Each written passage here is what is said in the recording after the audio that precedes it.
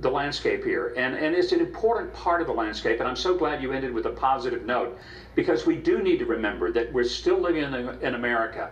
But because of the things that you mentioned, we also need to be very mindful that if we don't change the course of this country, we could lose what we're celebrating this weekend. We could lose those liberties that I'm afraid we've taken for granted. So I felt like it was a great juxtaposition of some of the crazy things going on. What happened to the McCloskeys in St. Louis, Seattle, and CHOP, and you dealing with California, once again shutting everything down except riots.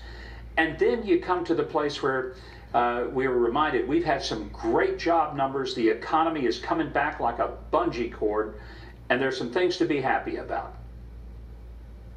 Well, you know, Governor, one of the things that that you said is that, you know, we live in America, but the only way to get rid of racism is with God. Why do you say that? Yeah. Well, because racism is essentially when I'm disrespecting God and the people that He made who are equal to me.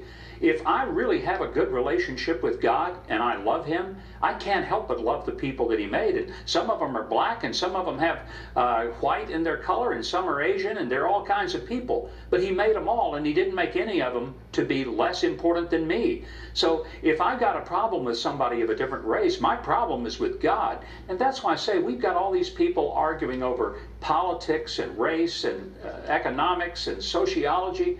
The real problem is spiritual. And that's where I feel like that we are failing in this debate, because we think we can resolve it by electing a certain politician. We resolve it individually when we accept the fact that there is nobody on this earth who's better than I am, and there's nobody on this earth who is less than me. Because, not because the government said we're equal, but God did. But, you know, Governor, the Constitution, the Declaration of Independence, as I indicated in my open, you know, the founders made it clear that all men are created equal, entitled, you know, to life, liberty, and pursuit of happiness. God believes that, you know, we are all equal. But there are people who, number one, don't believe in God. There are atheists, there are agnostics, there are people who just don't recognize religion. And, you know, so what do we do about racism?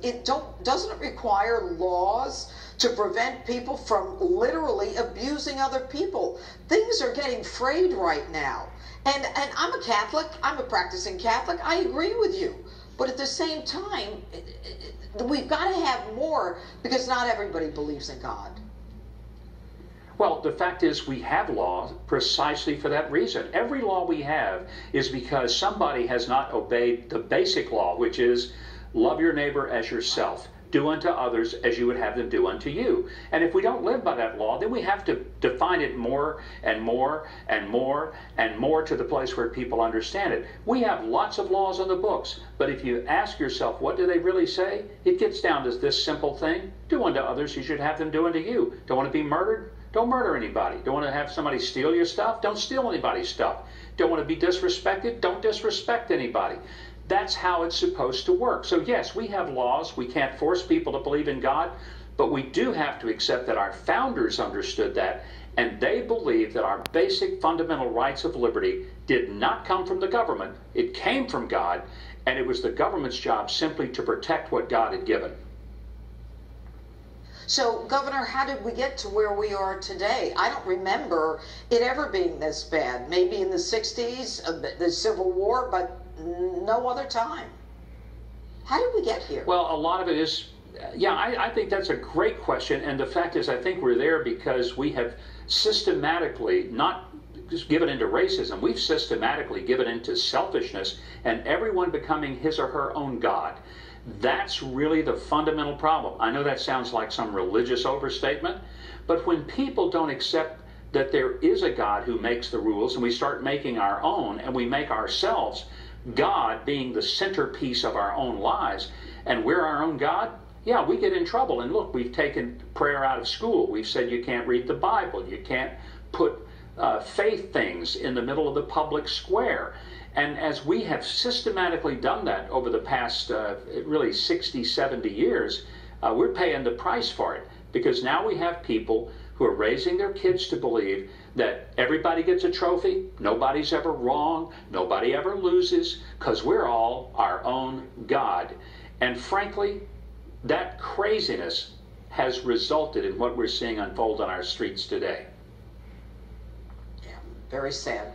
Governor Mike Huckabee, thanks so much for being with us tonight. And Dennis Prager is still on deck on this holiday weekend. And next, talk about panel power. Dan Bongino, Corey Lewandowski are here to talk President Trump, those great job numbers, and the do-nothing Democrats. They'll go